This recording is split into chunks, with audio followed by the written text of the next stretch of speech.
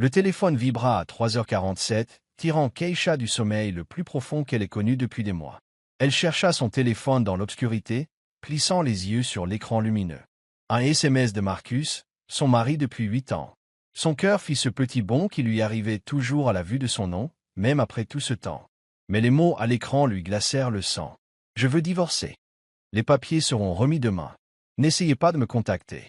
C'est terminé. J'ai transféré l'argent de notre compte commun. Tu verras. » Keisha s'est redressée si vite qu'elle a eu le vertige. Elle relut le message. Puis, encore une fois, les mots restèrent inchangés. Ils restèrent là, sur son écran, comme une gifle, froide et définitive. Ses mains tremblaient tandis qu'elle essayait de l'appeler. Directement sur la messagerie. Elle a réessayé. Messagerie vocale. La voix automatique lui a indiqué que sa boîte vocale était pleine. Elle sortit du lit en titubant et courut vers son ordinateur portable, ses pieds nus claquant sur le parquet froid. Ses doigts tremblaient tandis qu'elle se connectait à leur compte bancaire. Le compte joint qu'ils avaient créé ensemble pendant 8 ans de mariage. Le compte où étaient conservées leurs économies pour la compte, leurs fonds d'urgence, tout ce qu'ils avaient gagné au travail. 0$ et 0 centimes. L'écran affichait la dernière transaction. Un retrait de $47 000 à 23h23 la veille. Virement électronique vers un compte qu'elle ne connaissait pas. Keisha fixait l'écran jusqu'à ce que ses yeux brûlent. Ce n'était pas possible. Marcus ne ferait pas ça. Pas son Marcus. Pas l'homme qui lui apportait du café au lit tous les dimanches matins. Pas l'homme qui la serrait dans ses bras lorsqu'elle pleurait la mort de sa mère l'année dernière. Pas l'homme qui lui avait promis de l'aimer malgré tout. Mais le compte vide ne mentait pas. Le SMS non plus. Elle a appelé son travail. « Je suis désolé, Madame Williams, mais Marcus a donné son préavis de 2 semaines hier. Aujourd'hui était son dernier jour. Il a dit qu'il déménageait pour une nouvelle opportunité. Il déménageait. Il quittait la ville, la laissant avec rien d'autre qu'un compte en banque vide et un divorce par SMS. » Keisha était assise dans sa cuisine au lever du soleil, toujours en pyjama, les yeux rivés sur son téléphone. La réalité s'installait comme du ciment dans sa poitrine. 8 ans de mariage, terminés par 47 mots dans un SMS. 8 années de vie commune, effacées en quelques clics sur une application bancaire. Elle songea à appeler sa sœur. Mais que dirait-elle? Qu'elle avait été si aveugle, si confiante, qu'elle n'avait rien vu venir, qu'elle avait donné accès à tout à Marcus et qu'il lui avait tout pris? La sonnette retentit à 9h précises. Un homme en costume bon marché lui tendit une enveloppe. « Keisha Williams, on vous a remis les papiers du divorce. Des vrais papiers avec en-tête légale et son nom correctement orthographié. » Marcus avait tout planifié à la minute près. Elle était assise à la table de la cuisine et lisait les journaux. Il ne demandait rien d'autre que sa liberté. Pas de pension alimentaire, pas de partage des biens. C'était parce qu'il avait déjà pris tout ce qui comptait. La maison était à son nom seul, sa grand-mère la lui avait léguée avant son mariage. Sa voiture était payée et à son nom. Mais tout le reste, chaque dollar économisé ensemble, avait disparu. Keisha avait toujours été du genre confiante. Certains trouvaient cela naïf, mais elle préférait y voir de l'optimisme. Elle croyait que les gens étaient fondamentalement bons. Elle croyait que l'amour surmontait la plupart des problèmes. Elle croyait qu'en épousant quelqu'un, on formait une équipe. En regardant les papiers du divorce, elle réalisa à quel point cela la rendait stupide. Mais, assise là, dans la lumière matinale, quelque chose d'autre commença à naître, parallèlement à la douleur et au choc. Quelque chose qui la surprit par son intensité. De la colère. Une colère pure, qui brûlait comme un feu dans sa poitrine. Marcus se croyait tellement intelligent. Il pensait pouvoir disparaître avec leur argent et la laisser sans rien. Il pensait qu'elle se recroquevillerait en larmes et le laisserait s'en tirer. Il n'avait aucune idée à qui il avait affaire. Keisha avait grandi dans la pauvreté à Détroit. Sa mère avait élevé seule ses 3 enfants après le départ de leur père, et elle leur avait appris que lorsqu'on essaie de vous renverser, il faut se relever en battant. Pas avec tes poings, mais avec ton cerveau, avec ta détermination, avec tout ce que tu avais. Marcus venait d'une famille aisée. Ses parents avaient financé ses études, sa première voiture, l'acompte de son premier appartement. Il n'avait jamais eu à se battre pour quoi que ce soit de sa vie. Il n'avait jamais eu besoin d'être créatif quand il n'avait rien. Cela allait devenir sa plus grosse erreur. Keisha se prépara une tasse de café et se rassit à la table de la cuisine. Elle sortit un carnet et commença à écrire. Pas une liste de choses pour lesquelles pleurer. Pas une liste de choses qu'elle avait perdues. Une liste de choses que Marcus ignorait à son sujet. Des choses qu'il n'avait jamais pris la peine d'apprendre en 8 ans de mariage. Des choses qui allaient prendre une importance capitale. En haut de la page, elle a écrit « Marcus pense avoir gagné ». En dessous, elle a écrit « Il n'a aucune idée de ce qui l'attend ». Le téléphone a sonné. Sa sœur Cristal. « Ma fille, je viens de faire un rêve étrange à ton sujet. Tu vas bien ?» Keisha regarda les papiers du divorce éparpillés sur sa table, le compte bancaire vide sur l'écran de son ordinateur portable, le SMS toujours allumé sur son téléphone. « Je vais aller mieux » dit-elle. « Mais d'abord, je dois te raconter ce qui s'est passé. Et ensuite, je dois te demander une faveur. » Cristal avait toujours été la solutionneuse de problèmes de la famille. Travaillant dans les enquêtes d'assurance, elle savait comment trouver des informations sur les gens. Des informations qu'il ne souhaitait pas forcément trouver. Quel genre de faveur? Demanda Cristal. Le genre qui va apprendre à Marcus qu'il ne faut pas voler une femme qui n'a plus rien à perdre.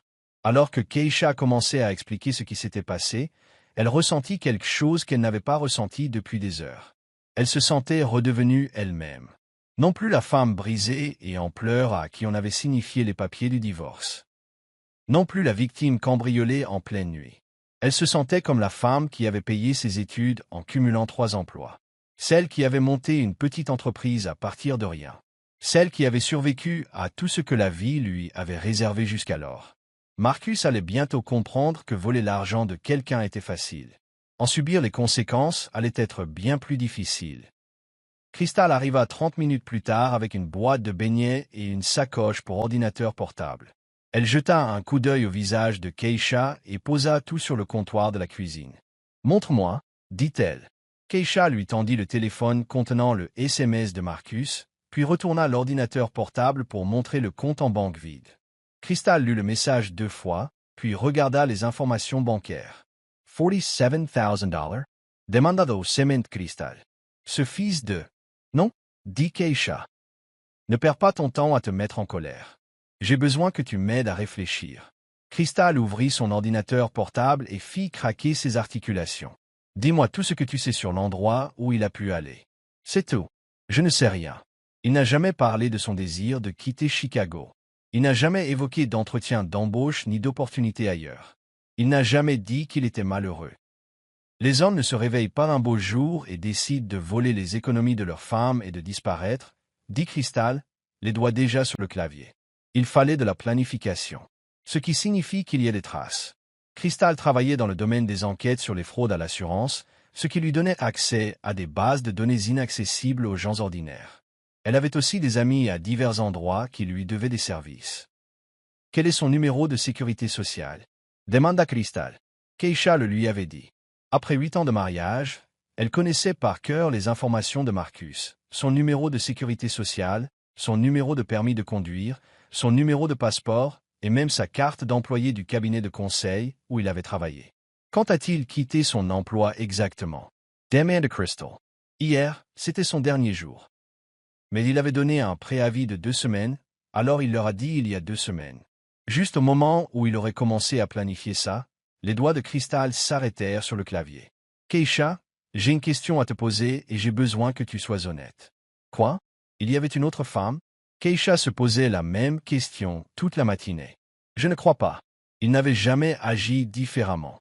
Il ne rentrait jamais tard et ne se montrait jamais secret avec son téléphone. Il ne changeait jamais ses habitudes. Ça ne veut rien dire. Les tricheurs intelligents ne changent pas leurs habitudes. On le saura bien. » Cristal afficha plusieurs écrans sur son ordinateur portable. « Bon, voilà ce qu'on va faire. Je vais suivre ses déplacements depuis 2 semaines. Relevé bancaire, relevé de carte de crédit, relevé téléphonique si je peux les obtenir, activité sur les réseaux sociaux. S'il avait planifié ça, il avait laissé des miettes de pain. » Pendant que Cristal travaillait, Keisha préparait du café et essayait de réfléchir. Marcus était méthodique en tout. Il faisait des listes de courses. Ils planifiaient leurs vacances 6 mois à l'avance. Ils faisaient des recherches de restaurants pendant 20 minutes avant de choisir où manger. Il était impossible qu'ils planifient quelque chose d'aussi important sans laisser de traces. « J'ai quelque chose » dit Cristal au bout d'1 heure. Il a ouvert un nouveau compte en banque il y a 3 semaines. Une autre banque, à l'autre bout de la ville. Comment le savez-vous? Une vérification de votre dossier de crédit. Lorsqu'une personne ouvre un nouveau compte, la banque effectue une vérification de solvabilité. Cela s'affiche comme une demande de renseignement. Voyez-vous le compte? Pas le solde ni les transactions. Mais je vois qu'il existe. Crystal continuait à écrire. Et voici une information intéressante. Il a demandé une carte de crédit le jour même. Carte à limite de crédit élevée. Pourquoi aurait-il besoin d'une carte de crédit s'il comptait nous voler notre argent? Peut-être avait-il besoin de crédit pour quelque chose qu'il ne pouvait pas payer comptant. Comme un acompte pour un appartement dans une autre ville. Crystal a affiché un autre écran. Je consulte les enregistrements de vol. S'il a quitté la ville, il a probablement pris l'avion. Peut-on réellement accéder au dossier de vol? Pas directement. Mais j'ai une amie qui travaille à la TSA. Elle me doit une faveur suite à une affaire sur laquelle je l'ai aidée l'année dernière. En attendant que Crystal les rappelle, Keisha fit le tour de la maison. Tout semblait normal. Les vêtements de Marcus avaient disparu du placard, mais il y était parvenu petit à petit. Avec le recul, elle réalisa qu'il avait pris les choses petit à petit ces 2 dernières semaines. C'était intelligent. S'il avait tout vidé d'un coup, elle l'aurait remarqué. Dans son bureau était parfaitement propre. Pas de papier, pas d'objet personnel, rien. Même la poubelle était vide. Mais Marcus n'était pas parfait. Personne ne l'était. Keisha se mit à 4 pattes et regarda sous le bureau. Coincé entre le bureau et le mur, il y avait un petit morceau de papier. Elle le sortit. C'était un reçu d'un magasin de livraison, daté d'il y a 1 semaine. Pour un colis envoyé à David Sheen à Portland, dans l'Oregon. Crystal, elle a appelé. Crystal Accourait. Qu'est-ce que c'est? Keisha lui montra le reçu. Qui est David Sheen? Crystal cherchait déjà des moteurs de recherche sur son ordinateur. Voyons voir. Après 20 minutes de recherche, ils avaient une réponse. David Sheen était le colocataire de Marcus à l'université. D'après les réseaux sociaux, il vivait à Portland et travaillait pour une start-up technologique. Je me souviens que Marcus l'avait mentionné, a déclaré Keisha. Ils étaient restés en contact sur les réseaux sociaux, mais ne s'étaient pas vus depuis des années. Jusqu'à présent, dit Crystal. Je parie que Marcus prépare ça depuis plus de 2 semaines. Je parie qu'il parle à David depuis des mois. Le téléphone de Crystal vibra. Un SMS de son ami de la TSA. Marcus Williams. Vol pour Portland hier matin. Allez simple. Je l'ai eu, dit Crystal. Keisha ressentait un mélange de satisfaction et de colère. Il est donc à Portland avec son copain de fac, vivant de notre argent. Il se croit probablement tiré d'affaire, dit Crystal. Il pense probablement que tu vas l'accepter et passer à autre chose. Il ne me connaît vraiment pas du tout, n'est-ce pas? Crystal regarda sa sœur. À quoi penses-tu? Je pense que Marcus a fait une grosse erreur. Il a volé la mauvaise femme. Que veux-tu faire? Keisha y avait pensé toute la matinée. Elle pouvait appeler la police, mais prouver un vol dans un mariage était compliqué. Elle pourrait engager un avocat, mais cela lui coûterait de l'argent qu'elle n'avait plus.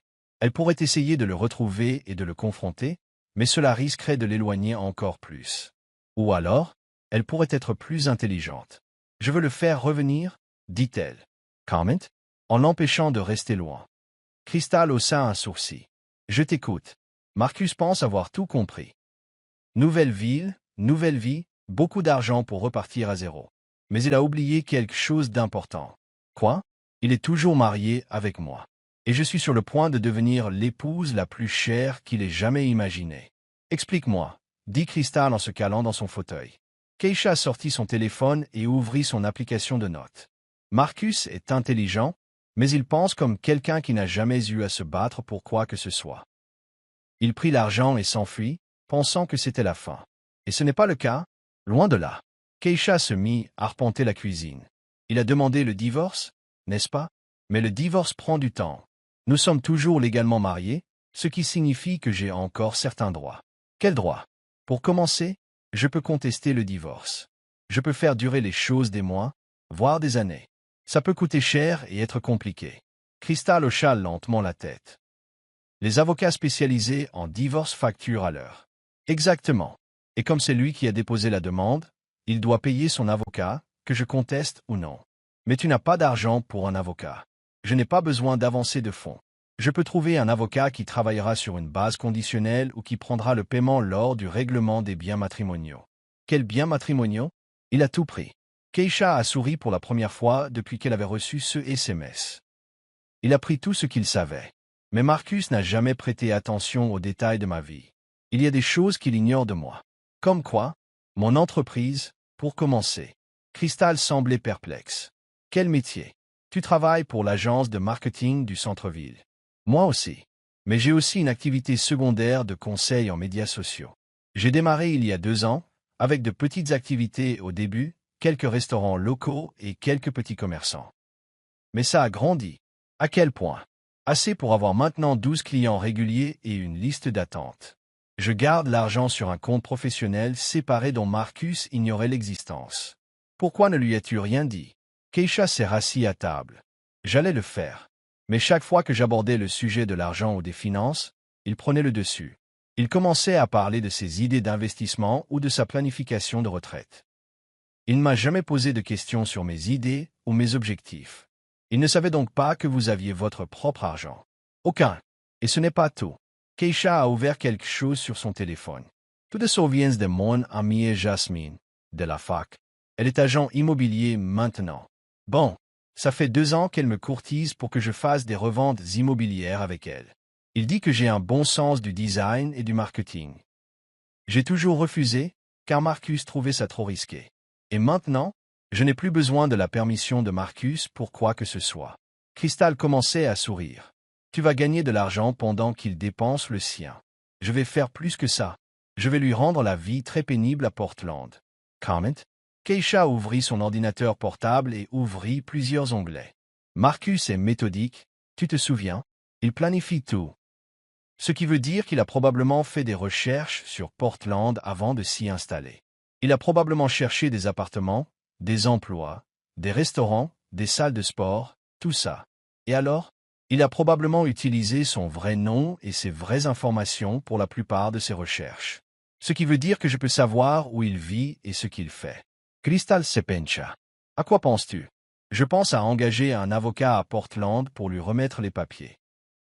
Je ne me contente pas de répondre à sa demande de divorce, mais je dépose également mes propres réclamations. De quel genre de réclamation s'agit-il? Une fraude, pour commencer. Il a vidé notre compte joint à mon insu et sans mon consentement. C'est illégal, même si nous sommes mariés. Vraiment? J'ai vérifié ce matin. Dans l'Illinois, les 2 conjoints ont les mêmes droits sur les biens matrimoniaux, mais aucun des 2 ne peut vider unilatéralement les comptes joints à l'insu de l'autre, surtout si cela est fait en préparation d'un divorce. Crystal siffla doucement. Tu as été occupé. J'ai aussi consulté la législation de l'Oregon. S'il vit là-bas maintenant, je peux aussi déposer plainte auprès du tribunal de l'Oregon. Il devra gérer des problèmes juridiques dans plusieurs États. Ça lui paraît cher. Très cher. Et chronophage. Et stressant. Mais quel est le but? Tu lui rends la vie impossible. Et après? Keisha y pensait depuis le début de la matinée. Et puis je lui fais une offre qu'il ne peut refuser. À savoir, qu'il me rende la moitié de l'argent qu'il a pris, plus une compensation pour les frais d'avocat et la détresse émotionnelle qu'il m'a causée. En échange, j'accepterai un divorce rapide et clair, sans autre réclamation. Et s'il refuse? Je lui rendrai la vie si coûteuse et compliquée que me donner l'argent deviendra l'option la plus économique. Crystal se rassit dans son fauteuil. C'est vraiment brillant. Mais que se passerait-il s'il démasquait ton bluff? Ce n'en est pas un.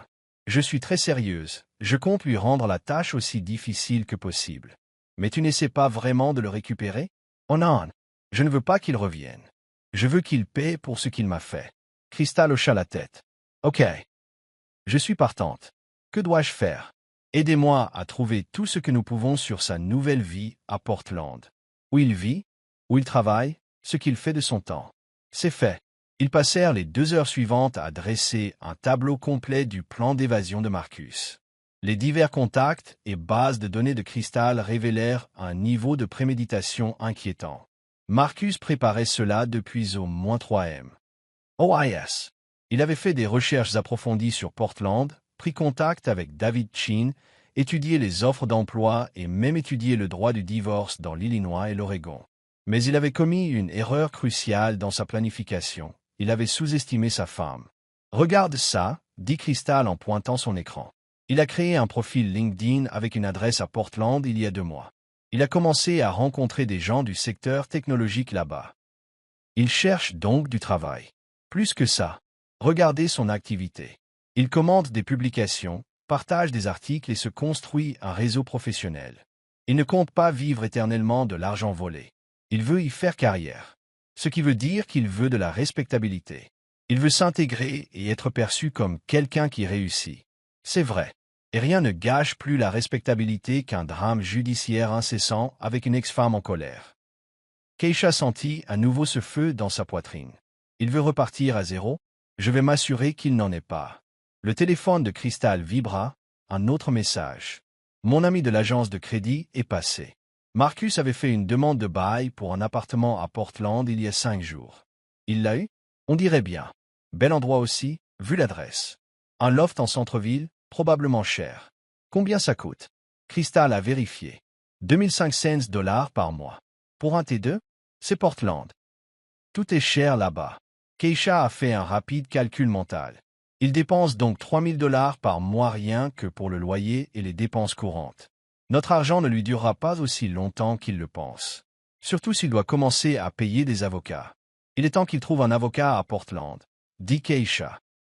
Elle a passé l'heure suivante à chercher des avocats spécialisés en divorce à Portland, en particulier des avocats spécialisés dans les affaires complexes de fraude et de litiges interétatiques. Elle a trouvé exactement ce qu'elle cherchait en la personne de Sarah Martinez, associée dans un cabinet de taille moyenne qui bénéficiait d'excellentes critiques et d'une réputation d'agressivité et de justice. Keisha a appelé le cabinet et a réussi à obtenir une consultation pour le lendemain par visioconférence. Qu'est-ce que tu vas lui dire? Demande Crystal. La vérité. Que mon mari a volé toutes nos économies et s'est enfui dans un autre état, et que je veux m'assurer qu'il paie pour ça. Et tu crois qu'elle acceptera l'affaire? Je pense que n'importe quel avocat apprécierait une affaire aussi claire. Marcus a laissé une trace écrite longue comme le bras. Il sera facile à retrouver et encore plus facile à prouver pour fraude. Crystal a fermé son ordinateur portable. Tu sais, quand je me suis réveillé ce matin, je pensais passer la journée à réconforter ma sœur au cœur brisé. Et au lieu de cela, j'aide Marcus Williams à planifier l'erreur la plus coûteuse de sa vie. Keisha regarda autour d'elle dans la cuisine, les papiers du divorce encore éparpillés sur la table, son ordinateur portable affichant leur compte en banque vide. 12 heures plus tôt, elle avait eu l'impression que sa vie était finie. Elle avait maintenant l'impression que ce n'était que le début. L'appel vidéo avec Sarah Martinez s'est mieux passé que Keisha ne l'avait espéré. Madame Williams, dit l'avocate en se penchant sur son écran, les actes de votre mari constituent plusieurs crimes différents dans plusieurs juridictions. Le fait qu'il ait tout planifié avec autant de soin aggrave en réalité sa situation juridique. Comment cela? Par méditation. Ce n'était ni un moment de faiblesse ni une erreur. Il s'agissait d'un vol intentionnel visant à vous priver de vos droits conjugaux. Sarah avait examiné tous les documents rassemblés par Keisha et Crystal, relevés bancaires, informations de vol, chronologie de la démission de Marcus et recherche d'appartements à Portland. Je peux porter plainte en Oregon pour vol et fraude. Je peux également collaborer avec un avocat de l'Illinois pour déposer plainte pour violation des devoirs conjugaux et manquement à la responsabilité fiduciaire. Qu'est-ce que cela signifie exactement? Cela signifie que nous pouvons le poursuivre en dommages-intérêts punitifs en plus de l'argent qu'il a volé. Souffrance, honoraires d'avocat, frais d'enquête. On peut lui rendre la vie très chère. Et s'il se bat, Sarah Surratt. Et puis, ça devient encore plus cher. La découverte à elle seule lui coûtera des milliers de dollars. Nous allons assigner à comparaître ses relevés bancaires, ses relevés d'emploi, ses communications avec son ami de Portland. Nous allons destituer tous ceux qui l'ont aidé à planifier ça, y compris David Sheen, surtout David Sheen. S'il a sciemment aidé Marcus à dissimuler des biens volés, il pourrait aussi être tenu responsable. Keisha ressentit une bouffée de satisfaction. Combien de temps cela prendrait-il? S'il résiste? Peut-être 2 ans, voire plus. S'il est intelligent et veut régler le problème, on pourrait le résoudre en quelques mois. Et vous allez vraiment prendre ça en main? C'est pour des cas comme celui-ci, Madame Williams, que je suis devenue avocate. Votre mari pensait pouvoir vous voler et disparaître sans conséquence. Je vais lui prouver à quel point il avait tort. Après l'appel, Keisha se sentit revigorée comme elle ne l'avait pas été depuis des années. Elle avait un plan, de l'aide, et quelque chose que Marcus n'attendait pas, la volonté de se battre aussi violemment que nécessaire. Crystal avait également été très occupée. Elle a retrouvé l'employeur de David Chin et a découvert quelque chose d'intéressant. David travaille pour une start-up qui cherche à lever des fonds en capital risque, a-t-elle expliqué. Il traverse une période délicate où la moindre publicité négative pourrait ruiner leurs chances. Et alors? Si David se retrouve mêlé à une affaire de fraude impliquant un vol d'argent, son entreprise aura une mauvaise image. Vraiment mauvaise. Tu crois que c'est important? Je pense que David va faire pression sur Marcus pour qu'il règle ça vite avant que ça n'affecte sa carrière. Cet après-midi-là, Keisha a fait quelque chose qu'elle n'avait pas fait depuis des années. Elle a appelé Jasmine pour lui parler de l'opportunité de revente immobilière. « Ma fille, je pensais que tu ne me rappellerais jamais pour ça, » dit Jasmine. « Ton mari a finalement adhéré à l'idée? » « Mon mari ne participe plus à mes décisions, » dit Keisha. « Parle-moi de cette maison. Idéal pour une première rénovation. Bungalow de 3 chambres à Oak Park, nécessitant principalement des travaux d'esthétique. Peinture, revêtement de sol, rénovation de la cuisine. Le propriétaire est motivé à vendre rapidement. Combien? $120,000. On pourrait probablement l'obtenir pour $115,000. Investir $30,000 de travail et le vendre $180,000, peut-être $190,000. Keisha a fait le calcul. Même en partageant les bénéfices avec Jasmine, elle gagnerait plus de $20,000 sur sa première transaction. Ça m'intéresse, a-t-elle dit. Quand pourrons-nous le consulter? Demain matin? Parfait. Ce soir-là, Keisha s'est assise devant son ordinateur portable et a fait quelque chose qu'elle n'avait pas fait depuis des années. Elle a travaillé sur son business plan. Son activité de conseil en médias sociaux s'était développée naturellement, client après client, mais elle n'avait jamais vraiment envisagé de se développer. Elle n'avait jamais imaginé ce que cela pourrait devenir. Désormais, elle n'avait plus que du temps et de la motivation. Elle a passé 3 heures à étudier le marché, à analyser la concurrence et à élaborer une stratégie de croissance. Avant de se coucher, elle avait pour objectif de doubler sa clientèle en 6 mois. Le lendemain matin, elle a retrouvé Jasmine à la maison d'Oak Park. C'était exactement ce que Jasmine avait décrit. Une structure solide avec une base solide qui nécessitait une rénovation esthétique. La cuisine est le problème principal, expliqua Jasmine en entrant. Elle est restée en 1987. Mais l'agencement est bon et les appareils électroménagers ont juste besoin d'être remplacés. Et les salles de bain? L'une a besoin d'une rénovation complète, l'autre a juste besoin de nouveaux équipements et de carrelage. Keisha visitait chaque pièce, prenait des photos et des notes. Elle regardait des émissions de bricolage depuis des années, mais elle ne s'était jamais imaginée en train de s'y mettre. Combien de temps prendraient les travaux? Demandait-elle. Si on fait les travaux nous-mêmes? 3 mois, peut-être 4. Si on fait appel à des entrepreneurs pour les gros travaux et qu'on fait les finitions nous-mêmes? 6 à 8 semaines. Et tu crois qu'on peut vraiment le vendre à $180? Regarde Keisha, cette voisine. Les maisons se vendent vite, et il n'y a rien d'autre sur le marché dans cette gamme de prix qui ait été rénovée. Keisha inspecta le salon. Le parquet était d'origine et magnifique sous la vieille moquette. Les fenêtres étaient grandes et laissaient entrer beaucoup de lumière naturelle. La structure était vraiment solide. D'accord, dit-elle. Je suis partant. Vraiment? Vraiment? Faisons une offre. Ils ont passé le reste de la matinée avec les contacts immobiliers de Jasmine, élaborant une offre de $112,000 avec une date de clôture rapide. L'après-midi, ils avaient trouvé un accord. « Je n'arrive pas à croire que tu viens d'acheter une maison », a dit Crystal quand Keisha l'a appelé pour lui annoncer la nouvelle. « Moi non plus, je n'y crois pas. Mais ça semble juste. » Que pense Marcus de... Oh, attends. Crystal se mit à rire. Marcus n'a plus d'avis. Non. Et vous savez quoi? C'est incroyable. Ce soir-là, Sarah Martinez a appelé pour donner des nouvelles. J'ai déposé les premiers documents au tribunal de l'Oregon, a-t-elle dit. Marcus devrait recevoir les documents demain ou après-demain. Que se passe-t-il alors? Il a 30 jours pour répondre. Mais je parie que nous aurons des nouvelles de son avocat bien plus tôt. Pourquoi? Parce que j'ai également envoyé une copie de courtoisie à son ami David Chin, ainsi qu'une lettre expliquant qu'il pourrait être cité comme témoin dans une affaire de fraude impliquant des biens volés. Keisha sourit. Comment penses-tu que David va réagir à ça? S'il est intelligent, il va dire à Marcus de régler ça immédiatement. Et si Marcus refuse, on passe à la phase suivante. Découverte complète, déposition, expertise judiciaire de tous ses biens. On lui complique la vie. Cette nuit-là, Keisha était allongée dans son lit, pensant à quel point sa vie avait changé en seulement 3 jours. Il y a 3 jours, elle était une épouse confiante qui pensait que son plus gros problème était de savoir si elle devait refaire son parquet. Aujourd'hui, elle était une femme sur le point de divorcer, avec un procès en cours, une entreprise de rénovation immobilière en cours de création et un plan pour rendre la vie de son mari infidèle aussi coûteuse que possible. Le plus étrange, c'était à quel point cela lui procurait du bien. Pendant 4 ans, elle avait pris ses décisions en fonction de ce que Marcus voulait ou pensait être le mieux. Elle avait vécu sa vie en suivant ses plans, en étant la personne qu'il voulait qu'elle soit. Maintenant, elle était redevenue elle-même. La femme qui s'était financée à l'université. La femme qui avait monté une entreprise à partir de rien. La femme qui n'avait pas reculé devant un combat. Marcus pensait lui prendre tout. Au lieu de cela, il lui avait offert le plus beau cadeau possible, sa liberté. Demain, elle commencerait à rénover sa première maison. Et Marcus allait commencer à payer pour la plus grosse erreur de sa vie. Marcus l'appela à 6h30.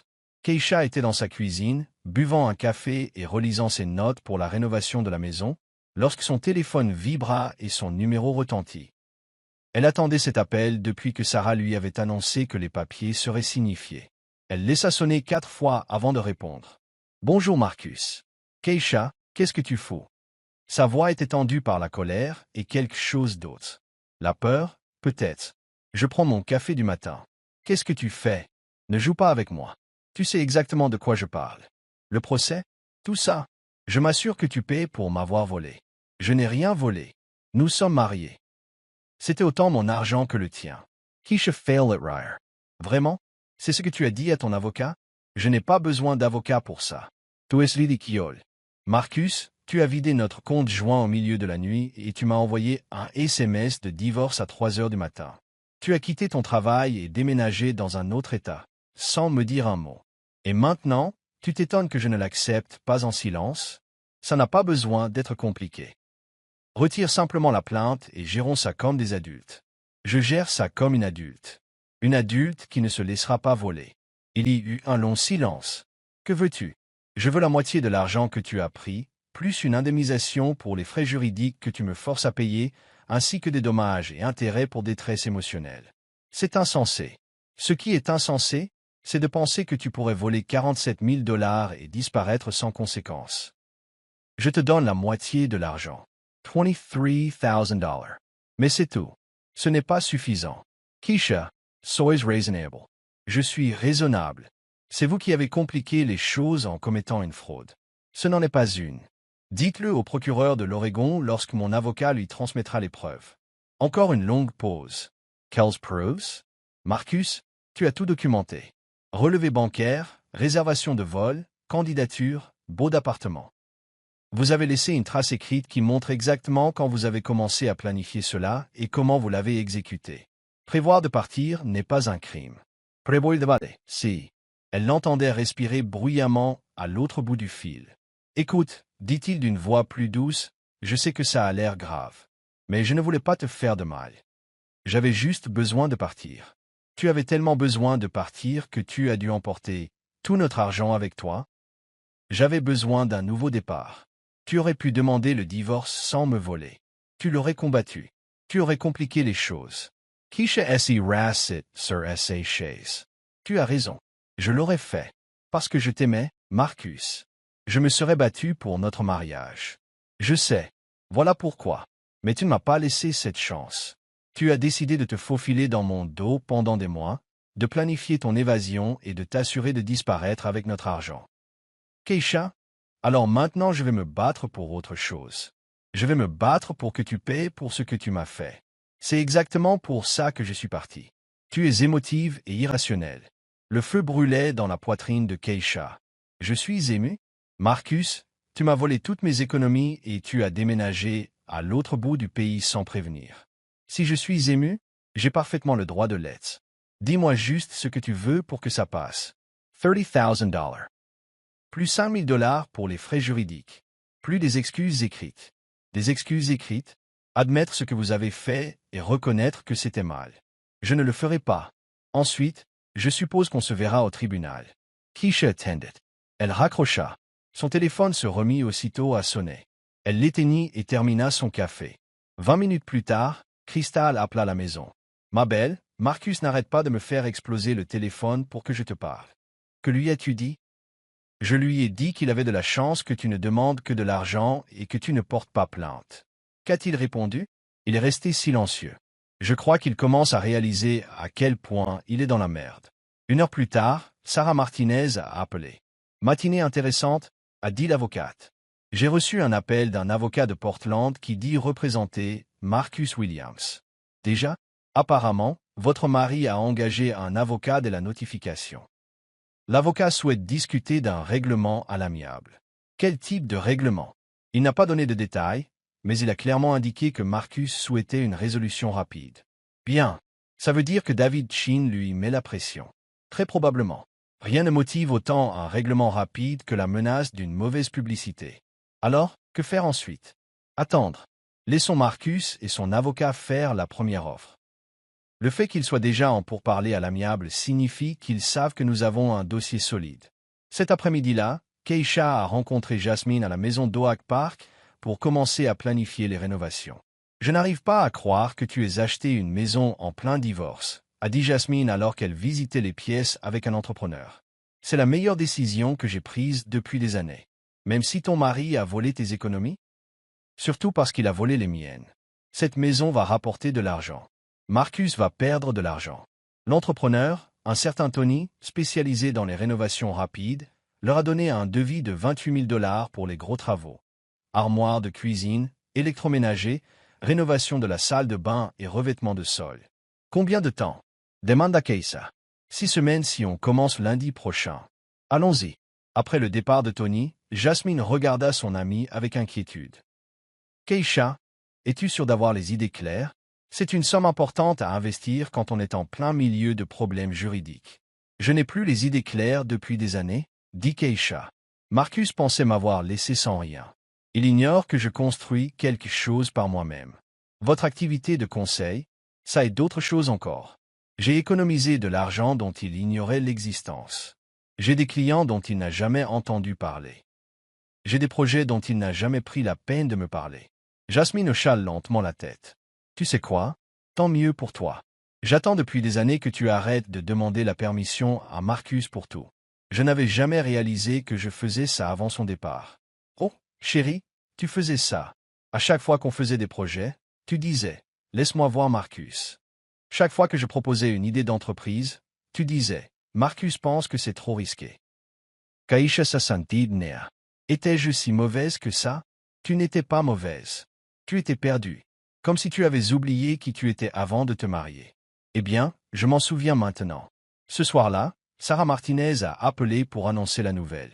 L'avocat de Marcus a fait une offre, 25 000 $ pour un règlement rapide, sans reconnaissance de faute. Pas assez.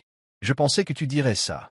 J'ai répliqué avec 35 000 $, plus les frais juridiques et une reconnaissance écrite de faute. Qu'ont-ils dit? Ils me rappelleront demain.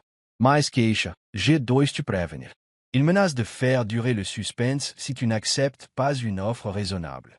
Laissez-les faire durer le suspense. Chaque jour qui passe coûte plus cher à Marcus. Et ça vous coûtera plus cher aussi. Je peux me le permettre. Et lui? Il y eut un silence. En fait, c'est une question intéressante. Mon enquêteur a fouillé dans les finances de Marcus. Il n'est pas aussi en sécurité qu'il le pense. Que voulez-vous dire? Il a pris 47 000 $ sur votre compte joint. Mais il a déjà dépensé près de 8 000 $ pour son déménagement, les dépôts pour son nouvel appartement et les frais juridiques. Et son nouveau style de vie à Portland coûte cher. Combien? Entre le loyer, les charges, la nourriture et les dépenses courantes, il dépense probablement au moins 4 000 $ par mois. 7. Argent ne lui durera pas aussi longtemps qu'il le pense, surtout s'il paie des avocats. Alors, le temps joue en notre faveur. Exactement. Plus la situation perdure, plus il sera sous pression pour trouver un compromis. Après l'appel, Keisha s'est assise dans son salon et a vraiment observé les alentours pour la première fois depuis des jours. La maison semblait différente sans la présence de Marcus. Plus léger, en quelque sorte. Elle était tellement concentrée sur le divorce et le procès qu'elle n'avait pas remarqué à quel point il était paisible de prendre des décisions sans se soucier de la vie de Marcus. Elle sortit son téléphone et parcourut la liste de ses clients consultants sur les réseaux sociaux. 12 clients réguliers, tous lui versant entre 5 cents et 1500 dollars par mois. Elle considérait cela comme une activité secondaire, mais les chiffres disaient le contraire. Elle gagnait plus de 12 000 dollars par mois grâce à son activité de conseil. Plus que de quoi vivre, plus que de quoi investir dans la rénovation de la maison, plus que de quoi financer une bataille juridique avec Marcus. Pourquoi s'était-elle tant inquiétée pour l'argent quand Marcus était parti? Parce qu'elle avait pensé en victime plutôt qu'en chef d'entreprise. Son téléphone vibra, un SMS de cristal lui parvint. Marcus m'a rappelé. Il a l'air désespéré. Il m'a demandé si je pensais que tu porterais l'affaire devant les tribunaux. Keisha m'a répondu. Qu'est-ce que tu lui as dit? Je lui ai dit que tu porterais l'affaire devant la Cour suprême s'il le fallait. Il est devenu très silencieux. Bien, ma fille, je crois qu'il commence à réaliser qu'il a couché avec la mauvaise femme. Keisha sourit et rangea son téléphone. Demain, elle commencerait à rénover la maison. La semaine suivante, elle commencerait à développer son activité de conseil. Et Marcus continuerait à payer ses avocats pendant que l'argent volé disparaissait. Pour la première fois depuis 8 ans, elle était enthousiaste quant à son avenir. La rénovation de la maison a commencé un lundi matin, au son des marteaux-piqueurs frappant les murs de la cuisine. Keisha, debout dans ce qui était autrefois sa maison conjugale, regardait les entrepreneurs démolir la cuisine désuète de quelqu'un d'autre et avait l'impression de voir son ancienne vie se démolir elle aussi. « Tu es sûr de vouloir démolir tout ce mur ?» demanda Tony en désignant la cloison entre la cuisine et la salle à manger. Positif. Un concept ouvert et plus vendeur. Ça va être bruyant et désordonné. Je supporte le bruit et le désordre. Elle ne parlait pas seulement de la rénovation. Pendant que l'équipe travaillait sur la maison, Keisha a installé un bureau temporaire dans l'agence immobilière de Jasmine. Elle avait des appels clients à faire et une entreprise à développer. Son premier appel concernait un nouveau client potentiel, un studio de fitness spécialisé, qui souhaitait être accompagné dans son marketing sur les réseaux sociaux. Nous essayons de le faire nous-mêmes, a expliqué le propriétaire, mais nous n'obtenons pas l'engagement souhaité. Combien comptez-vous d'abonnés actuellement? A demandé Keisha en consultant leur compte Instagram. Environ 800. Et combien de nouveaux membres gagnez-vous grâce aux réseaux sociaux? Peut-être 1 ou 2 par mois. Keisha a passé 20 minutes à analyser leur stratégie de contenu, leur calendrier de publication et leurs indicateurs d'engagement. Les problèmes étaient évidents, publications incohérentes, photos de mauvaise qualité et absence d'appel à l'action claire. Je peux tripler vos prospects sur les réseaux sociaux en 90 jours, a-t-elle dit avec assurance. Vraiment? Vraiment? Mais cela va nécessiter une refonte complète de sa stratégie. À la fin de l'appel, elle avait un nouveau client payant 1200 dollars par mois. Son téléphone a sonné immédiatement après. Sir Martinez. L'avocat de Marcus a appelé. Il souhaite se rencontrer en personne pour discuter d'un accord. En personne? Où? Il suggère Chicago. Marcus prendrait l'avion pour une séance de médiation. C'est intéressant. Pourquoi voudrait-il revenir ici? À mon avis, David Chin lui met une pression énorme pour qu'il règle cette affaire rapidement. Ou alors, il se retrouve à court d'argent plus vite qu'il ne le pensait. C'est peut-être ça aussi. Êtes-vous disposé à nous rencontrer? Keisha y réfléchit. Une partie d'elle voulait voir Marcus en face, le regarder dans les yeux pendant qu'il négocierait. Une part d'elle-même voulait le faire transpirer encore un peu. Organise-le, dit-elle. Mais je veux que ce soit dans une salle de conférence, en présence d'avocats et que tout soit enregistré. C'est fait. Cet après-midi-là, Keisha a reçu un appel d'un de ses clients, une chaîne de restaurants locale. Keisha, nous adorons ce que tu as fait sur nos réseaux sociaux. Nous souhaitons discuter de l'expansion de vos services. Quel type d'expansion? Nous ouvrons 3 nouveaux sites cette année. Nous souhaitons que vous gériez les campagnes d'inauguration et la gestion courante des 4 sites. Cela représenterait une augmentation significative du champ d'action et de la rémunération. Nous envisageons 5 000 dollars par mois pour le package complet. Keisha a failli laisser tomber son téléphone. 5 000 dollars d'un client couvrirait largement ses dépenses mensuelles. Quand aurais-tu besoin d'une réponse? En fin de semaine? Tu l'auras demain? Après l'appel, elle s'est assise dans le bureau de Jamine pour faire des maths. En prenant en compte l'agrandissement du restaurant, le nouveau client du studio de fitness et ses clients actuels, Elle gagnerait plus de 18 000 $ par mois. Plus d'argent qu'elle n'en avait jamais gagné de sa vie. Plus d'argent que Marcus dans son travail de consultant. Plus d'argent qu'elle n'aurait jamais imaginé pouvoir gagner avec sa petite entreprise. Son téléphone vibra. Un SMS de Crystal. Elle avait de nouveau des nouvelles de Marcus. Il te pose des questions sur tes finances. Il veut savoir si tu as de l'argent pour payer un avocat. Keisha fixait le message. Marcus pensait toujours comme le mari qui contrôlait leurs finances communes. Il ignorait totalement qu'elle avait construit quelque chose indépendamment de lui. Elle lui répondit, « Qu'est-ce que tu lui as dit? » « Je lui ai dit que tu allais très bien. Je ne lui ai pas donné de détails, mais j'ai bien fait comprendre que tu n'étais pas fauché et désespéré comme il le pensait. Comment a-t-il réagi? Il s'est à nouveau tué. Je crois que la réalité s'impose. » Ce soir-là, Keisha s'est rendue à la maison d'Oak Park pour vérifier l'avancement des travaux. Le mur de la cuisine avait disparu, ouvrant considérablement l'espace. L'ancien parquet avait été arraché, révélant un magnifique parquet en dessous.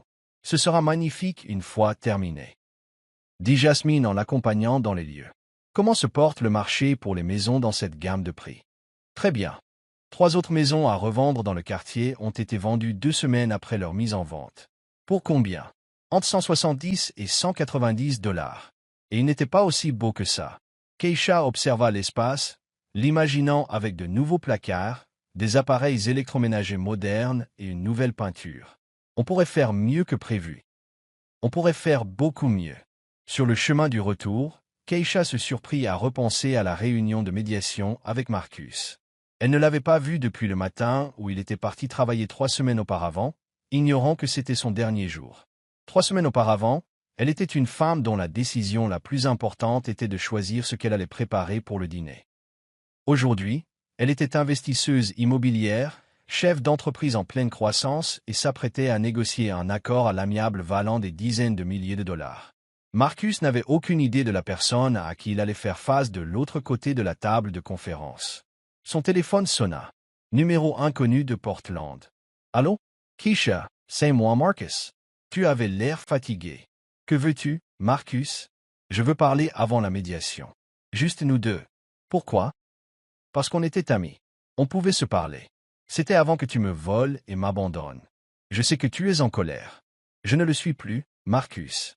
Je suis déterminé. Déterminé à faire quoi?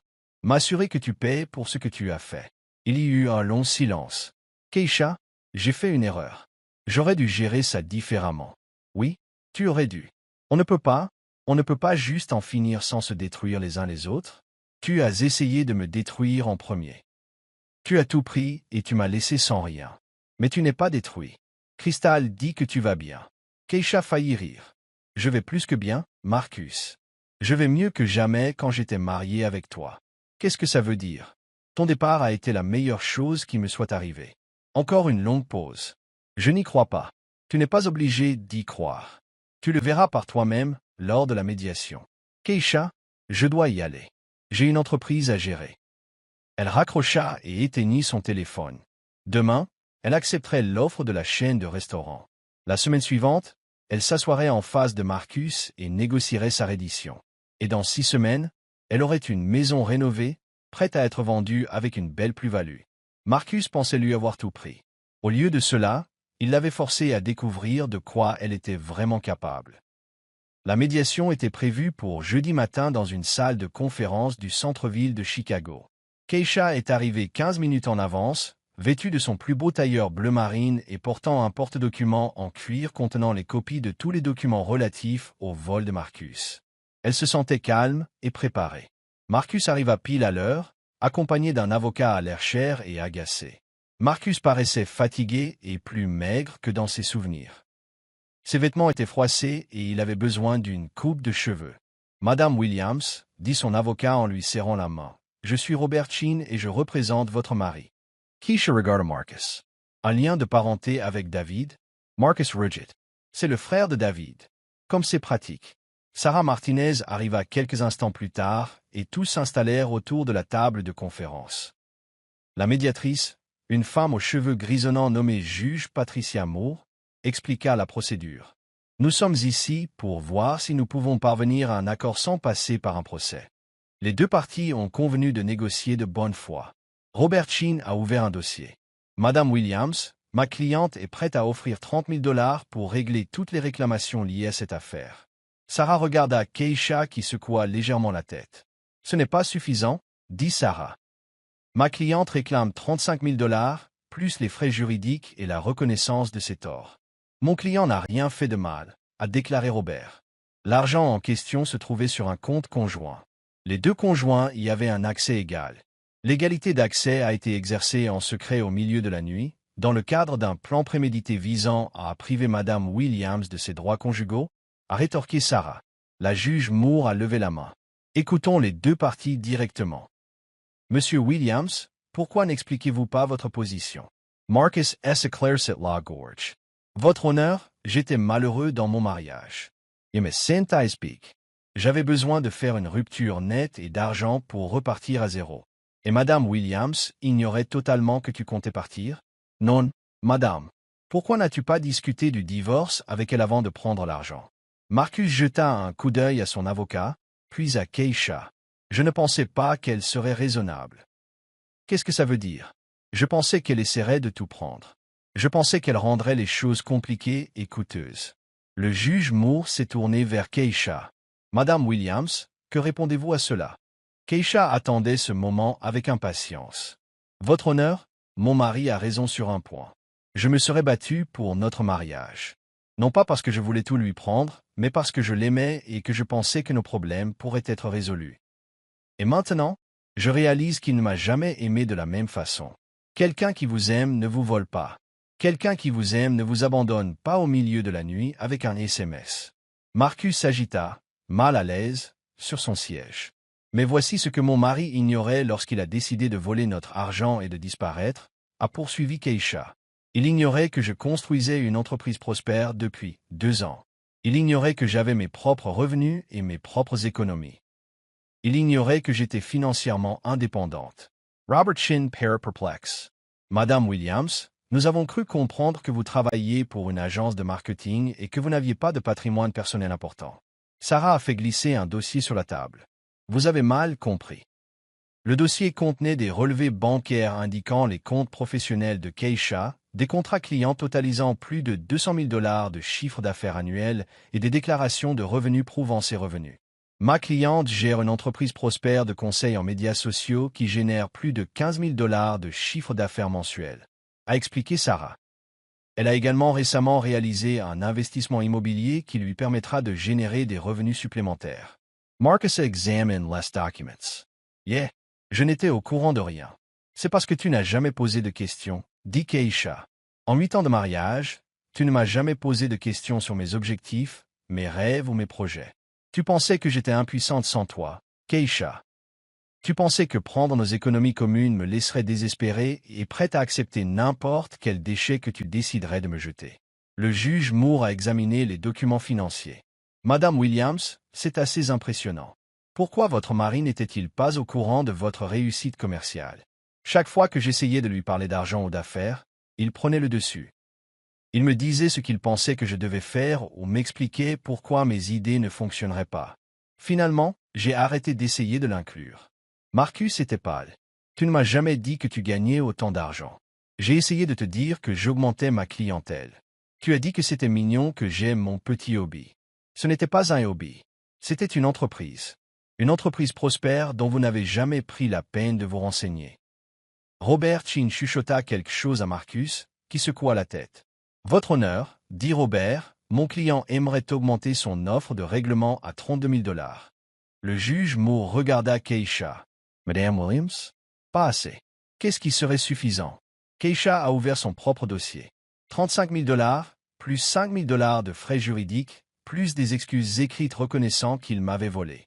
Ça fait 40 000 $, protesta Robert. C'est moins que ce qu'il m'a pris, et bien moins que ce que ça va lui coûter si on va au procès. Sarah se pencha en avant. Votre honneur, la seule découverte coûtera des dizaines de milliers de dollars en frais de justice à Monsieur Williams. Nous allons interroger son employeur, son ami David Chin, le frère de David ici présent, la société de gestion immobilière de Portland, ses représentants bancaires. Cette affaire pourrait durer 2 ans. Marcus chuchota d'un ton pressant à son avocat. Pourrions-nous faire une courte pause? demanda Robert. Le juge Moore acquiesça. 15 minutes plus tard, Marcus et son avocat pénétrèrent dans le couloir. À travers la vitre, Keisha les vit avoir une conversation animée. « Comment ça se passe, à ton avis ?» demanda-t-elle à Sarah. « Mieux que prévu. Ils sont déstabilisés. Les documents financiers prouvant votre indépendance ont complètement changé la donne. Bien. Je veux que Marcus comprenne qu'il ne m'a pas détruit. Il m'a libéré. » À leur retour, Marcus avait l'air découragé. « Madame Williams, dit Robert, ma cliente est prête à accepter vos conditions. 35 000 $ plus 5 000 $ de frais juridiques, plus une reconnaissance écrite. » « Quel genre de reconnaissance ?» demanda le juge Moore. Keisha sortit un morceau de papier. J'ai pris la liberté de le rédiger. Elle en a distribué des exemplaires autour de la table. Marcus l'a lu et a grimacé. Moi, Marcus Williams, reconnais avoir prélevé 47 000 $ sur des comptes conjoints sans le consentement ni la connaissance de mon épouse, Keisha Williams. Je reconnais que cet acte était répréhensible et a causé un préjudice financier et émotionnel important. Je m'excuse de mes actes et assume l'entière responsabilité des dommages causés. Je ne peux pas signer ça, dit Marcus. C'est admettre un crime. C'est admettre la vérité, répondit Keisha. Le juge Moore regarda les deux avocats. Est-ce acceptable pour les deux parties? Sarah hocha la tête. Acceptable pour Madame Williams. Robert chuchota, à nouveau à Marcus. Marcus ferma les yeux et hocha lentement la tête. Acceptable pour Monsieur Williams. Alors, nous avons un accord. Je préparai les documents de règlement dans les 48 heures. Pendant que tout le monde rassemblait ses papiers, Marcus s'approcha de Keisha. « Puis-je te parler une minute ?» Seule. Elle regarda Sarah qui hocha la tête. Elles entrèrent dans une salle de conférence plus petite. « Keisha, je veux que tu saches que je n'ai jamais voulu te faire de mal. Mais tu m'as fait du mal, Marcus. Je sais, et je suis désolé. Vraiment désolé. Désolé de t'être fait prendre ou désolé de l'avoir fait. » Il resta silencieux un long moment. Les deux, je suppose. Au moins, tu es honnête maintenant. Puis-je te demander quelque chose? Pourquoi ne m'as-tu jamais parlé de ton entreprise? Dis-moi vraiment. Keisha a réfléchi à la question. Parce que tu ne m'as jamais donné l'impression que mes idées comptaient. Chaque fois que j'évoquais quelque chose que je voulais faire, tu trouvais des raisons pour lesquelles ça ne marcherait pas. Tu m'as donné l'impression que j'avais besoin de ta permission pour réussir. J'essayais de te protéger. Tu essayais de me contrôler. Il y a une différence. Marcus hocha lentement la tête. Je le vois maintenant. Vraiment? Ou dis-tu ça juste parce qu'on t'a pris? Je le comprends maintenant. En voyant ces relevés bancaires, en voyant ce que tu as construit sans moi, je réalise que je ne t'ai jamais vraiment connu. Non, tu ne l'as pas fait. Esto est demanda-t-il. Sans moi, je veux dire. Keisha a repensé au mois passé. La rénovation de la maison, l'entreprise en pleine croissance, la liberté de prendre des décisions sans demander la permission. Je suis plus heureuse que je ne l'ai été depuis des années. Marcus hocha de nouveau la tête. Bien. Tu mérites d'être heureux. Ils restèrent là un moment, dans un silence gêné. Que va-t-il se passer maintenant? Demanda-t-il. Maintenant, tu retournes à Portland et tu construis ta nouvelle vie. Et je reste ici et je construis le mien. Me pardonneras-tu un jour? J'ai déjà Marcus. Pas pour toi, mais pour moi. Je ne peux pas avancer tant que je suis en colère. Merci. Mais te pardonner ne signifie pas que je te fais confiance. Et ça ne veut pas dire que ce que tu as fait était bien. Je sais. Keisha s'est dirigée vers la porte, puis s'est retournée. Marcus? La prochaine fois que tu veux quitter quelqu'un, pars. Ne le vole pas avant. Elle sortit de la salle de conférence sans se retourner. 2 semaines plus tard, Keisha se tenait dans la main. Son Doak Park entièrement rénové et souriait. La transformation était incroyable. La cuisine était désormais équipée de plans de travail en quartz blanc, d'électroménager en acier inoxydable et d'armoires sur mesure qui donnaient l'impression que l'espace était 2 fois plus grand. Le parquet brillait dans toute la maison. La salle de bain principale avait été entièrement refaite avec du carrelage métro et des équipements modernes. C'est magnifique, a déclaré Jasmine en traversant la maison avec un photographe qui prenait des photos de l'annonce. Ça va se vendre très vite. À quelle vitesse? Je parie qu'on aura des offres dans la semaine suivant la mise en vente. La maison était sur le marché depuis exactement 3 jours lorsqu'ils ont reçu leur première offre. $185,000? On prend? Demanda Keisha. Attendons. Je pense qu'on peut faire mieux. À la fin de la semaine, Ils avaient reçu 4 offres. La plus élevée s'élevait à 192 000 $. Cela représente un bénéfice de 65 000 $, selon les calculs de Jasmine. Après avoir partagé le tout et payé les frais de rénovation, on obtient un bénéfice d'environ 28 000 $. 28 000 $ en moins de 2 mois de travaux. Le chèque de règlement de Marcus était arrivé la même semaine, accompagné de sa lettre d'excuse signée. 40 000 $, comme convenu. Keisha a déposé les 2 chèques et consulté son solde bancaire. Pour la première fois de sa vie, elle avait une somme importante de côté. Pas l'argent qu'elle avait hérité ou celui de son mari, mais l'argent qu'elle avait gagné elle-même. C'était incroyable. Son téléphone sonna. Sarah Martinez. Keisha, j'ai des nouvelles intéressantes concernant ton ex-mari. Ex-mari? Le divorce n'est pas encore prononcé. En fait, c'est le cas. L'avocat de Marcus a déposé une requête accélérée invoquant des divergences irréconciliables. Comme vous ne l'avez pas contesté et que les questions financières ont été réglées, le juge l'a approuvé hier. Keisha ressentit un étrange mélange de soulagement et de tristesse. Alors c'est vraiment fini. C'est vraiment fini. Vous êtes officiellement divorcés. Quelles étaient les nouvelles intéressantes concernant Marcus? Il retourne à Chicago. Quoi? Mon contact à Portland dit que la start-up de David Shen a fait faillite.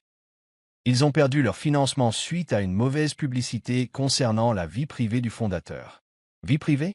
Apparemment, voir l'ami de son partenaire commercial impliqué dans une affaire de fraude n'est pas une bonne chose aux yeux des investisseurs. Keisha presque, EU pity de David Shen. Presque. Alors Marcus revient? On dirait bien. Il a postulé dans 3 cabinets de conseil de Chicago cette semaine. Pourquoi me dis-tu ça? Je voulais être sûr que tu le saches au cas où il essaierait de te contacter. Il ne le ferait pas. Les hommes qui volent leurs femmes et fuient l'État ne sont pas toujours prévisibles. Après l'appel, Keisha était assise dans sa cuisine, réfléchissant. Marcus revenait à Chicago, dans la ville où tout le monde savait ce qu'il avait fait. De retour face aux conséquences de ses choix, elle réalisa qu'elle s'en fichait. Un mois plus tôt, l'idée de revoir Marcus l'aurait rempli d'anxiété, de colère ou de souffrance. Maintenant, cela lui semblait tout simplement inutile. Il faisait partie de son passé, pas de son avenir. Son téléphone vibra, un message de cristal lui parvint. J'ai entendu dire que Marcus revient. Ça va? Je vais bien. Plus que bien. Bien. Envie de fêter ça? Prendre un verre ce soir? Impossible. Réunion d'affaires. Encore un nouveau client? Mieux. Un rendez-vous avec une banque pour un prêt commercial. Keisha avait vu plus grand ces derniers temps. Son expérience de conseil en médias sociaux a été fructueuse, mais elle souhaitait se développer. Elle souhaitait embaucher, louer des bureaux, voire franchiser le concept. La réunion avec l'agent de crédit s'est déroulée mieux que prévu. Madame Williams, vos finances sont très impressionnantes. Quel montant souhaitez-vous emprunter? $200,000. À quelle fin? Des bureaux, du matériel, l'embauche de 2 employés à temps plein et des actions marketing pour conquérir de nouveaux marchés. Votre cote de crédit est excellente et votre chiffre d'affaires justifie ce niveau d'emprunt. Je ne vois aucun problème d'approbation. En sortant de la banque, Keisha avait l'impression de flotter. 200 000 $ pour développer son entreprise. De l'argent qui lui appartenait, grâce à sa réussite, sans que personne d'autre ne figure sur les documents. Il y a 6 mois, elle n'aurait pas pu obtenir de prêt commercial, car elle aurait eu besoin de la signature de Marcus, son mari. Elle était désormais financièrement indépendante et légalement libre de prendre ses propres décisions. Le soir même, elle appela Jasmine pour lui annoncer l'approbation du prêt. « Ma fille, tu es en feu ?» dit Jasmine. Prêt commercial, rénovation immobilière réussie, divorce. Et après, j'envisage d'acheter une autre maison pour la revaloriser. Déjà? Pourquoi attendre? Je sais ce que je fais maintenant et j'ai le capital. Tu sais quoi? Tu as raison. J'ai une piste sur une propriété qui vient d'être mise en vente. Vente aux enchères la semaine prochaine. Parlez-moi de cette maison coloniale de 4 chambres à Evanston. Des travaux sont nécessaires, mais la structure est solide. L'enchère de départ est de 90 000 $. À votre avis, combien pourrait-il se vendre après rénovation? 250 $, peut-être 270 $. Keisha a fait un rapide calcul. Même avec les frais de rénovation, ça pourrait représenter un bénéfice de plus de 100 000 $. Je suis intéressé. Je viendrai te chercher à 8 heures pour la vente aux enchères. Cette nuit-là, Keisha était allongée dans son lit, pensant à quel point sa vie avait changé. 6 mois plus tôt, sa décision la plus importante avait été de choisir son programme Netflix. Aujourd'hui, elle dirigeait une entreprise en pleine croissance, rénovait des maisons et planifiait des projets d'agrandissement qui pourraient lui permettre de devenir riche. Marcus avait cru lui voler son avenir en lui volant leurs économies. Au lieu de cela, il l'avait forcée à se construire un avenir meilleur qu'elle n'aurait jamais imaginé. Son téléphone vibra, un SMS provenant d'un numéro inconnu de Chicago. « Keisha, c'est Marcus. Je suis de retour en ville. On peut parler ?» Elle fixa le message un long moment, puis le supprima sans répondre. Elle avait mieux à faire que de parler de son passé. Demain, elle allait miser sur son avenir. La vente aux enchères de saisie immobilière se tenait dans un sous-sol bondé d'un palais de justice où flottait une odeur de vieux café et de désespoir. Keisha était assise à côté de Jasmine, entourée d'entrepreneurs, d'investisseurs immobiliers et de personnes qui semblaient faire ce métier depuis des décennies. La première fois, demanda l'homme assis derrière eux. La seconde, Keisha répondit avec assurance. L'Evanston Colonial est arrivé au lot numéro 17. Le commissaire-priseur a lancé les enchères à 90 000 $, comme prévu. 90 000 $, j'entends 95 000 $. Un homme au premier rang a levé la main. 95 000 $, j'entends 100 000 $. Keisha level amen. Les enchères s'enchaînèrent. $105,000, $110,000, $115,000, $120,000. À 130 000 $, il ne restait plus que 3 enchérisseurs. Keisha, l'homme au premier rang et une femme avec un presse-papier qui semblait faire ça depuis toujours. 135 000 $, a annoncé le commissaire-priseur. J'entends 140 000 $. Keisha level amen. $140,000. J'entends 145 000 $. La femme au presse-papier secoua la tête et se rassit. L'homme au premier rang hésita, puis hocha la tête. $145,000. 150 000 $, j'entends. Keisha regarda Jasmine, qui hocha légèrement la tête. C'était encore dans leur budget, 150 000 $. L'homme au premier rang secoua la tête. 150 000 $, une fois, 2 fois, vendu au 43e enchérisseur. Keisha ressentit une poussée d'adrénaline. Elle venait d'acheter une maison aux enchères. Seule, avec son propre argent. Ça fait quoi d'être un magnate de l'immobilier? Demanda Jasmine tandis qu'elle se dirigeait vers le bureau du greffier pour remplir les papiers. J'ai enfin l'impression de vivre ma vie. Les démarches administratives ont pris 2 heures, mais dans l'après-midi, Keisha était propriétaire de son deuxième bien immobilier. Ils se sont rendus à Evanston pour visiter la maison avec Tony, l'entrepreneur qui avait fait un excellent travail sur le projet de revente d'Oak Park. Ce sera plus compliqué, dit-il en parcourant les pièces. La cuisine doit être entièrement rénovée. 2 salles de bain nécessitent une rénovation complète. Et je pense qu'il y a des travaux électriques à rénover. Combien? A demandé Keisha. 60 000 $, peut-être 70 000 $. Et ça prendra 3 mois, pas 6 semaines. Mais on pourra le vendre 250 000 $ une fois terminé? Tony a regardé autour de lui et a observé les autres maisons dans la rue. Peut-être plus. C'est un bon quartier, et il n'y a rien de tel sur le marché. Après le départ de Tony, Keisha et Jasmine se sont assises sur le perron de la maison, regardant la rue bordée d'arbres. Tu sais ce qui est faux? Dit Jasmine. Quoi? Il y a 6 mois, tu n'aurais pas choisi un restaurant sans consulter Marcus. Et maintenant, j'achète des maisons aux enchères. Maintenant, tu construis un empire. Le téléphone de Keisha a sonné. Crystal, où es-tu? J'ai appelé toute la matinée. Lors d'une vente aux enchères après saisie immobilière, je viens d'acheter une autre maison. Et vous savez quoi? Je fais de la revente immobilière maintenant. Je ne te l'avais pas dit? Tu vas tellement vite que je n'arrive pas à suivre. Mais ce n'est pas pour ça que je t'appelle. Qu'est-ce qui ne va pas? Marcus est passé à mon bureau aujourd'hui. Keisha sentit son estomac se serrer. Que voulait-il? Il voulait savoir où tu habites maintenant. Où j'habite? J'habite toujours dans la même maison. C'est ce que je lui ai dit. Mais il m'a répondu qu'il était passé en voiture et qu'il semblait n'y avoir personne. J'ai été occupé. Je ne suis pas souvent à la maison pendant la journée. Il avait l'air, je ne sais pas, désespéré peut-être. Que lui as-tu dit? Je lui ai dit de te laisser tranquille. Je lui ai dit que le divorce était prononcé et que tu étais passé à autre chose. Bien. Mais Keisha, je suis inquiète. Il n'avait pas bonne mine. On aurait dit quelqu'un qui a tout perdu. Ce n'est plus mon problème. Je sais. Mais les gens désespérés font des bêtises. Après l'appel, Keisha se sentit mal à l'aise. Elle pensait que Marcus reconstruirait tranquillement sa vie à Chicago et la laisserait tranquille. Mais Crystal avait raison. Les gens désespérés font des bêtises. Elle rentra chez elle et fut surprise de voir la voiture de Marcus garée en face de chez elle. Il sortit en la voyant s'engager dans l'allée. « Keisha, s'il te plaît. Je veux juste parler. On n'a rien à se dire, Marcus. »« Si, on en a un. J'ai fait une erreur. Une énorme erreur. Tu as fait plusieurs erreurs. Voler mon argent n'était qu'un exemple. Je veux arranger ça. » Keisha se tourna vers lui. « Tu es sa freux. » Ses vêtements étaient froissés, ses cheveux étaient en bataille et il avait des cernes sous les yeux. « Il n'y a rien à arranger. Nous sommes divorcés. C'est fini. Mais ce n'est pas une fatalité. On pourrait réessayer. » « Réessayer quoi? Notre mariage. Notre vie ensemble. » Keisha le fixa du regard. « Marcus, tu m'as volé 47 000 $ et tu m'as abandonné par SMS. Tu crois que je te ferai à nouveau confiance un jour? On fait des erreurs. Les gens changent. Certaines erreurs sont trop graves pour être pardonnées. Mais tu as dit que tu me pardonnais. Je t'ai pardonné pour ma tranquillité d'esprit. Ça ne veut pas dire que je veux que tu reviennes dans ma vie. » Marcus S. approcha. « Keisha, j'ai tout perdu à Portland.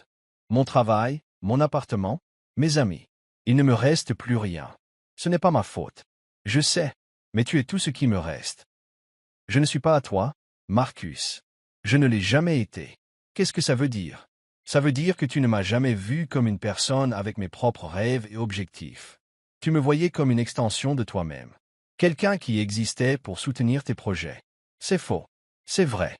Tu ne savais même pas que j'avais une entreprise prospère. Tu ne savais même pas que j'économisais de l'argent. Tu ne savais rien de moi. Je veux le savoir maintenant. C'est trop tard. » Marcus resta silencieux un long moment. « Et si je pouvais prouver que j'ai changé, comment ferais-tu? » « Je ne sais pas. Quoi qu'il en coûte. » Keisha le regarda, debout dans son allée, implorant une autre chance qu'il ne méritait pas. 6 mois plus tôt, elle aurait peut-être eu pitié de lui. Elle aurait peut-être été tentée de lui accorder à nouveau le bénéfice du doute. Maintenant, elle se sentait juste fatiguée. « Marcus, je veux que tu m'écoutes très attentivement. D'accord? Je ne t'aime plus. Je ne te fais plus confiance. Je ne veux plus être marié avec toi. Mais, je n'ai pas fini. J'ai construit une nouvelle vie sans toi. Une vie meilleure. J'ai une entreprise prospère, je gagne bien ma vie et j'investis dans l'immobilier. Je suis heureux. Vous pourriez être heureux avec moi aussi. Non, je ne pourrais pas. Parce qu'être avec toi signifierait redevenir la personne qui demande la permission de poursuivre ses rêves. Je ne referai pas ça. Oui, tu le ferais. Parce que c'est ce que tu es. Tu ne peux pas t'en empêcher. » Marcus avait l'air défait. « Alors c'est fini? C'est vraiment fini? C'est vraiment fini. Qu'est-ce que je suis censé faire maintenant? Construire ma propre vie. Trouver votre propre bonheur. Mais faites-le sans voler ceux qui vous ont fait confiance. » Marcus resta là un moment, puis retourna lentement à sa voiture. Keisha le regarda s'éloigner et ressentit un profond soulagement. Le lendemain matin, elle reçut un appel de Sarah Martinez. « Keisha, j'ai des nouvelles. L'avocat de Marcus a appelé. Marcus veut savoir si vous seriez prêt à lui revendre la maison. »« Quelle maison? »« Votre maison. Celle où tu vis. Pourquoi voudrait-il acheter ma maison? Apparemment, il a du mal à trouver un appartement. Son crédit a été mis à mal après l'affaire de Portland, et il n'arrive pas à obtenir quoi que ce soit de convenable. Ce n'est pas mon problème. » C'est ce que j'ai dit à son avocat. Mais il voulait que je pose la question. La réponse est non. Je m'en doutais. Mais il y a autre chose. Quoi? Il te demande si tu serais prête à lui donner une référence pour des candidatures. Keisha fail at rire. Une référence? Après qu'il m'ait volé? C'est ce que j'ai dit. Mais il est désespéré.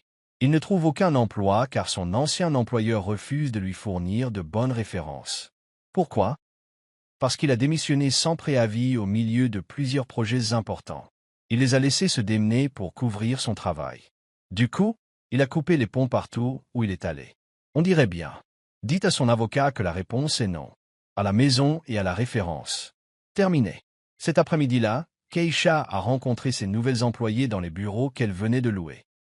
2 jeunes femmes, toutes 2 fraîchement diplômées, avec des diplômes en marketing et une expertise en médias sociaux, ont fait leurs valises. « Je tiens à clarifier quelque chose », leur a-t-elle confié lors de leur première réunion d'équipe. Cette entreprise est fondée sur le respect des clients et le respect de nos promesses. Nous ne faisons pas de promesses impossibles à tenir et nous ne prenons pas de raccourcis qui pourraient nuire aux autres. Compris? A déclaré Jennifer, la première recrue. Tout à fait, a acquiescé Maria, la deuxième. Bien.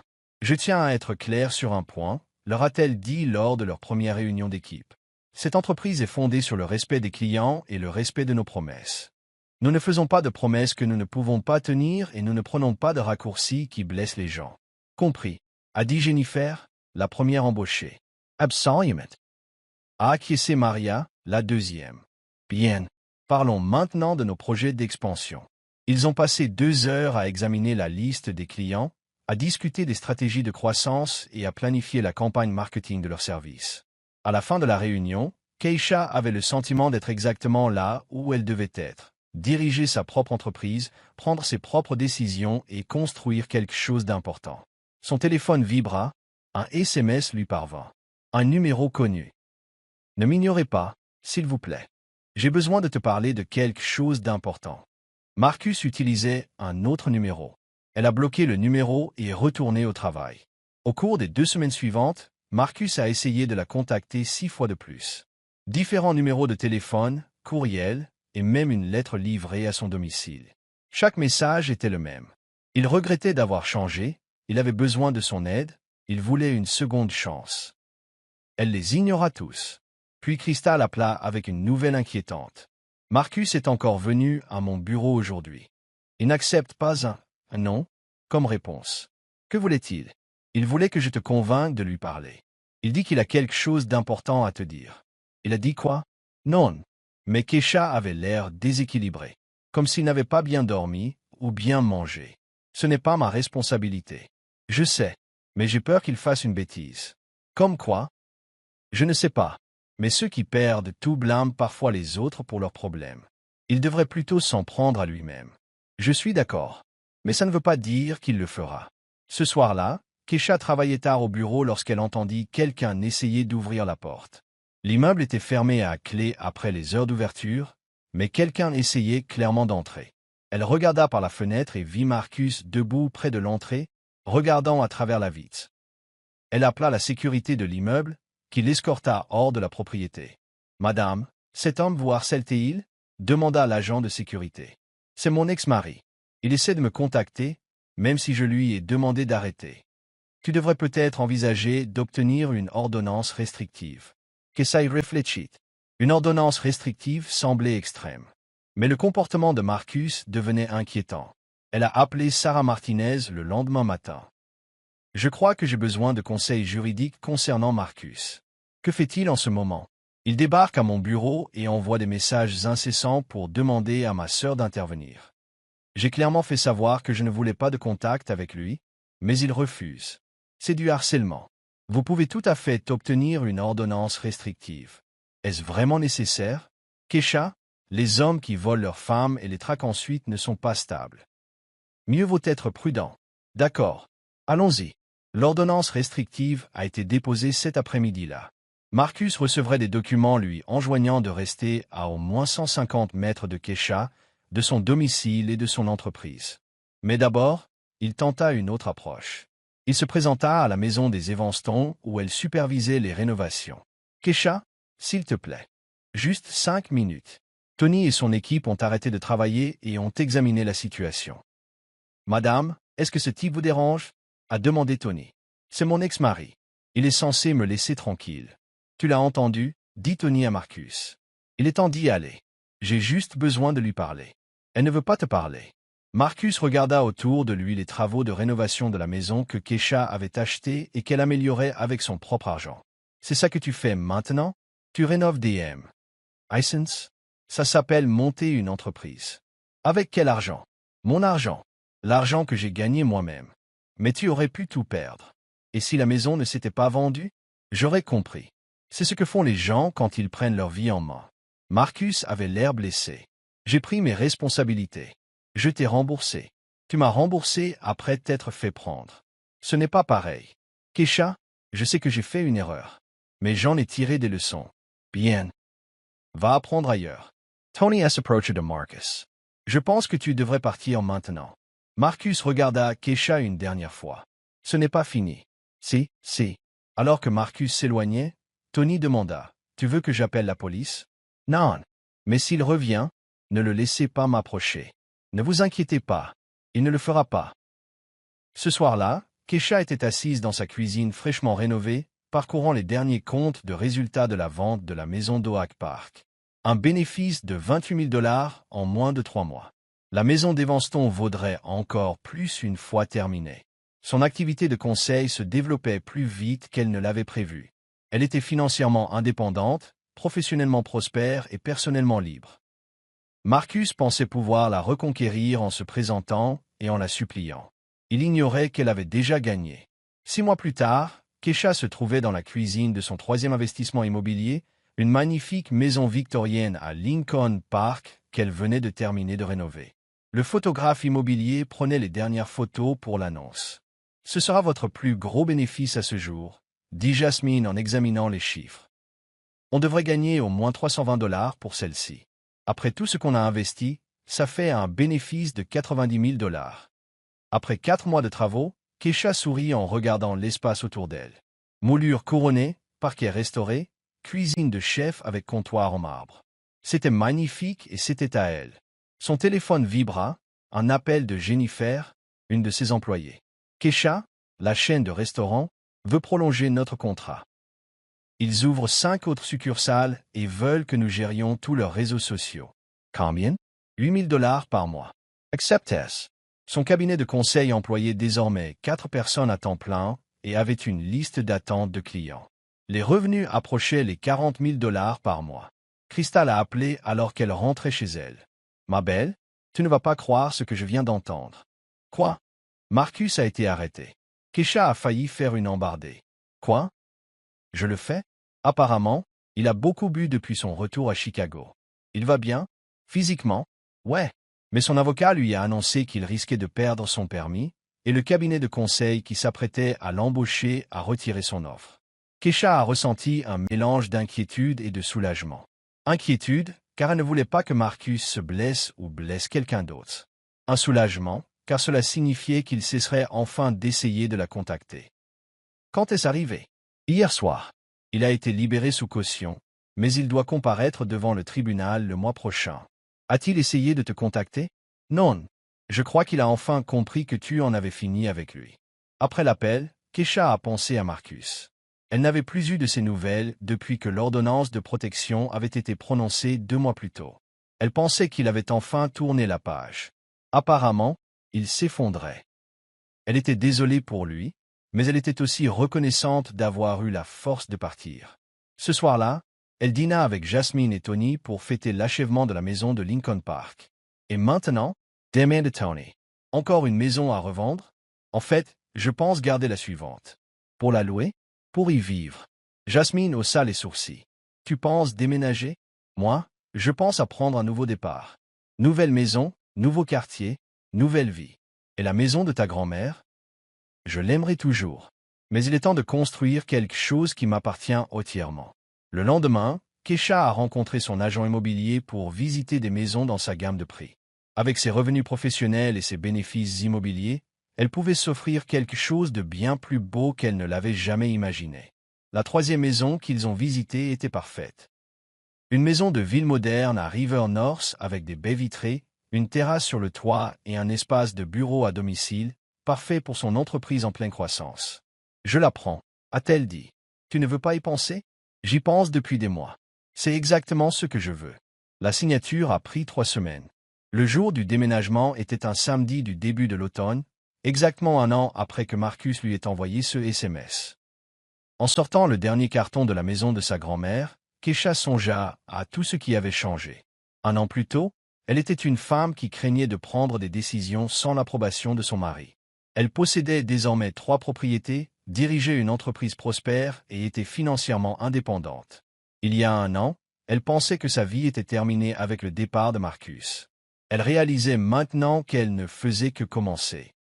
Son téléphone a sonné alors qu'elle fermait la porte à clé pour la dernière fois. « Keisha, c'est l'avocat de Robert Sheen Marcus. Pourquoi m'appelez-vous? Marcus m'a demandé de vous contacter. Il suit un programme de réhabilitation ordonné par le tribunal, et une partie de son traitement consiste à réparer les torts causés aux personnes qu'il a blessées. Je ne veux pas entendre parler de lui. Il comprend. Mais il voulait que je te dise qu'il est sincèrement désolé pour ce qu'il a fait.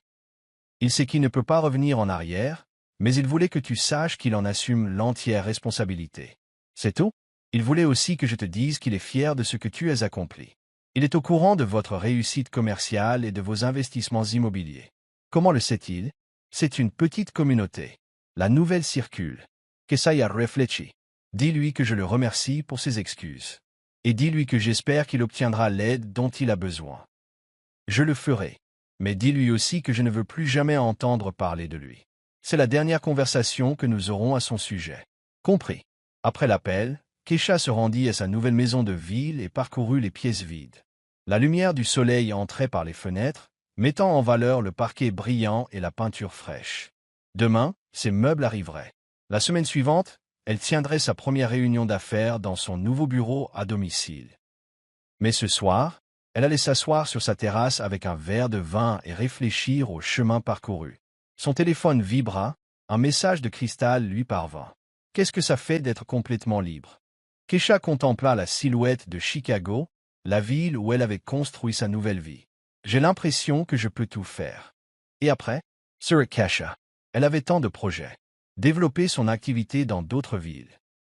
Acheter plus de biens immobiliers d'investissement. Peut-être même écrire un livre sur la reconstruction d'une vie après une trahison. Tout. Alors que le soleil se couchait sur la ville, Keisha réalisa que Marcus avait raison sur un point. Elle se serait battue pour leur mariage s'il avait demandé le divorce honnêtement. Mais il avait tort sur tout le reste. Il avait cru que lui prendre son argent la laisserait impuissante. Au lieu de cela l'avait forcée à découvrir sa propre force. Il avait cru que l'abandonner la détruirait. Au contraire, cela l'avait libérée et lui avait permis de devenir celle qu'elle était censée être. Il pensait qu'elle avait besoin de lui pour survivre.